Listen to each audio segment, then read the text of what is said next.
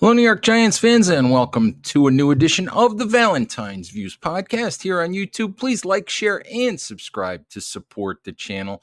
All right, as I sit in yet another East Rutherford, New Jersey hotel room to cover New York Giants training camp practices, let's talk about Monday's practice and what's going on with your New York Giants as they approach their second preseason game.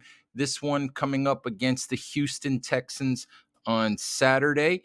All right, the Giants appear to have dodged a bullet with a star rookie wide receiver Malik Neighbors, who injured an ankle on Sunday during practice. Neighbors appears to be day to day, according to Brian Daboll. This appears to not be a major injury. Daboll said there's no fracture. And said that Neighbors will return to practice, as soon as the trainers allow him to. And obviously, if as soon as Neighbors returns to practice, returns to action, Giants Nation, Giants fans, the Giants coaching staff, the Giants organization will breathe a huge sigh of relief. We've seen already through training camp, through the joint practices against the Detroit Lions. We've seen what Malik Neighbors is capable of. We've seen the difference maker that he can be for the New York Giants offense as they try to rebuild, restructure an offense that was one of the worst in the NFL in 2023.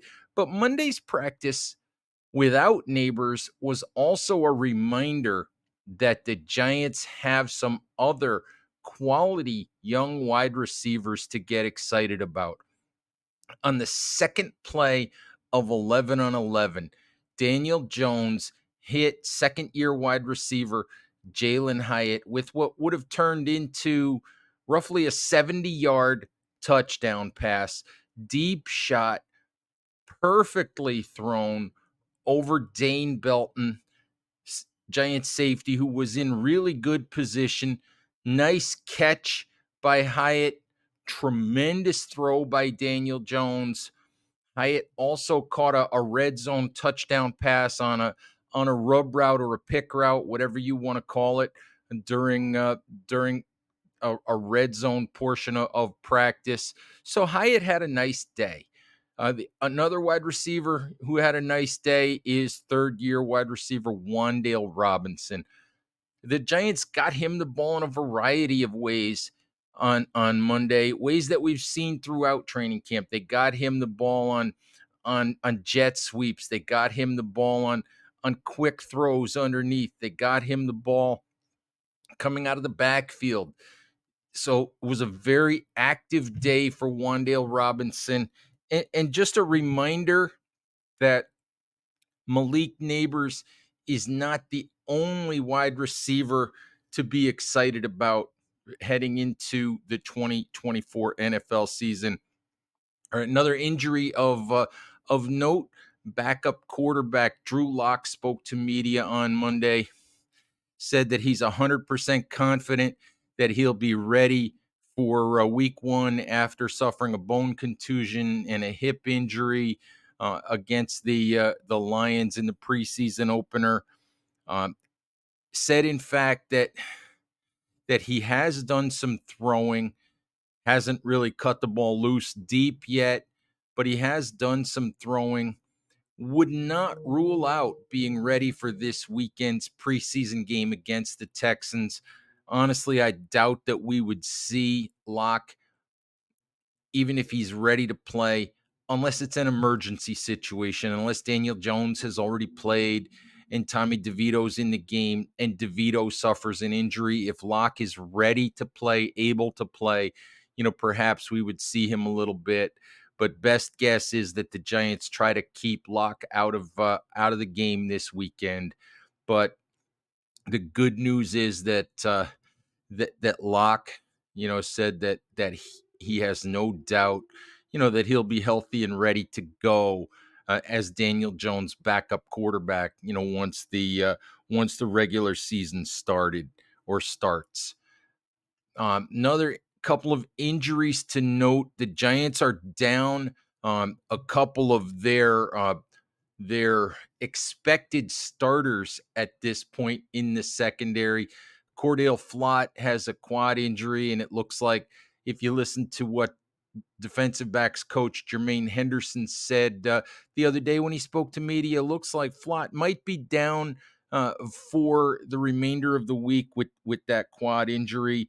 Uh, Cornerback Drew Phillips, third round pick out of Kentucky, who looks like he's pretty much cemented the job as the first team slot cornerback.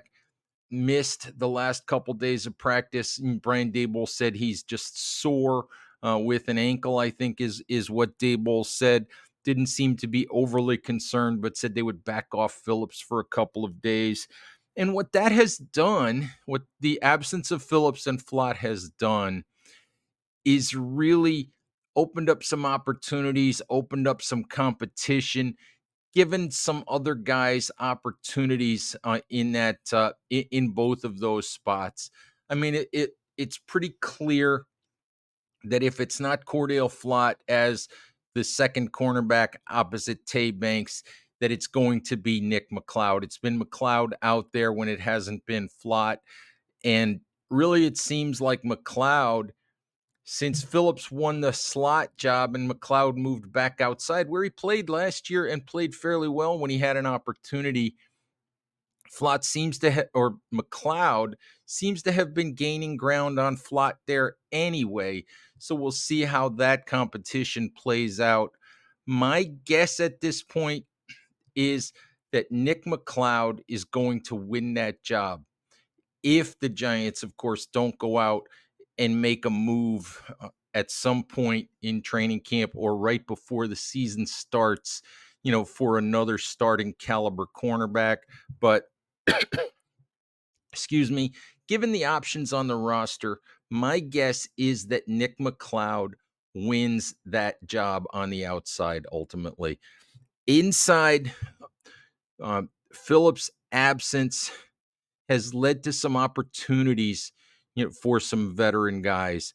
Isaiah Simmons is a guy who's going to get some time out there in the slot, going to get some time, as an inside linebacker, as what defensive coordinator Shane Bowen has called a money backer. So we've seen Isaiah Simmons in the slot the last couple days. We saw him there a good bit on Monday. On Sunday, we saw veteran Trey Herndon, who spent 6 years with the Jacksonville Jaguars, get some first team reps.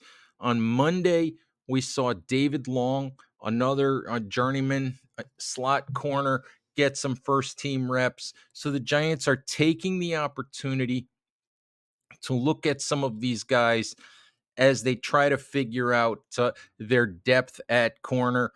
Nothing really notable about any of the guys in the slot on Monday, but just notable really that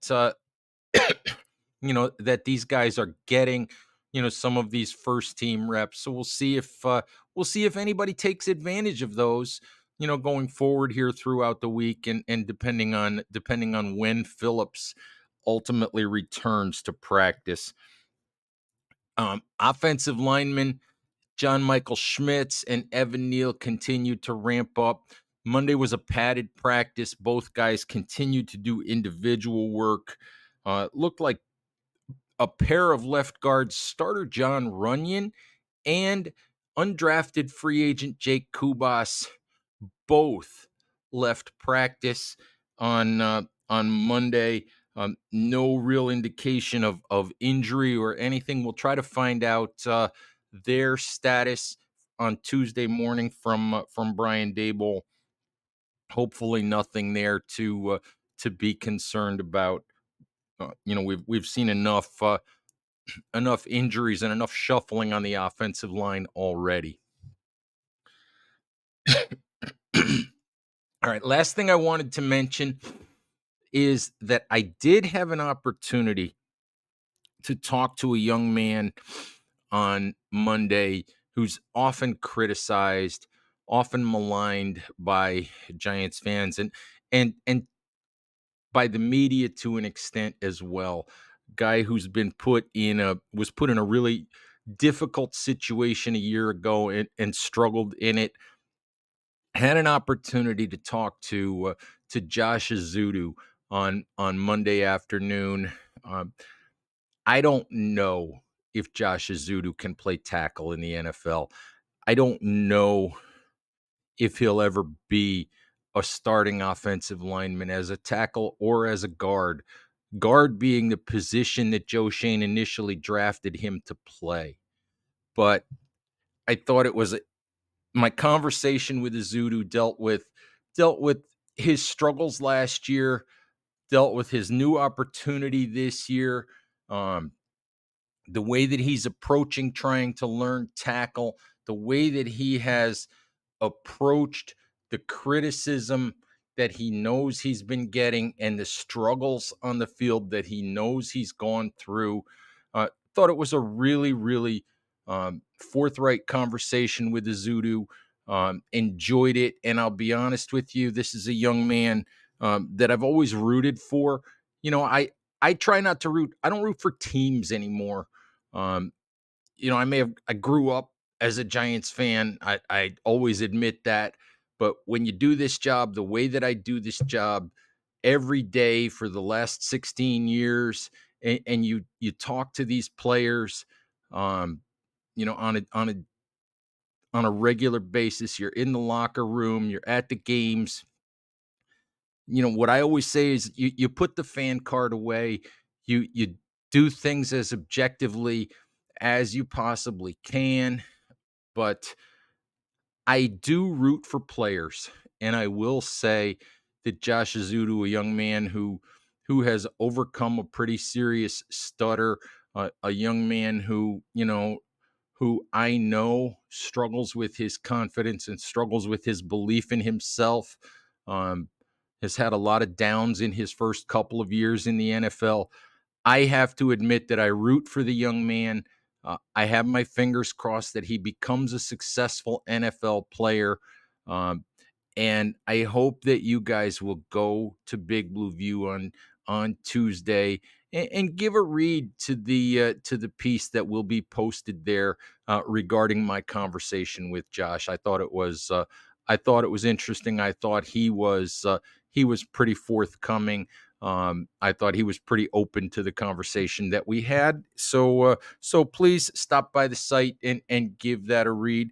And check out all of our training camp coverage on our Giants Training Camp Hub page and the rest of our Giants coverage as we get you guys ready for the 2024 NFL season. All right, Giants fans, thank you as always for listening. Please stay safe out there, take care of each other, and we'll talk to you soon. Bye-bye.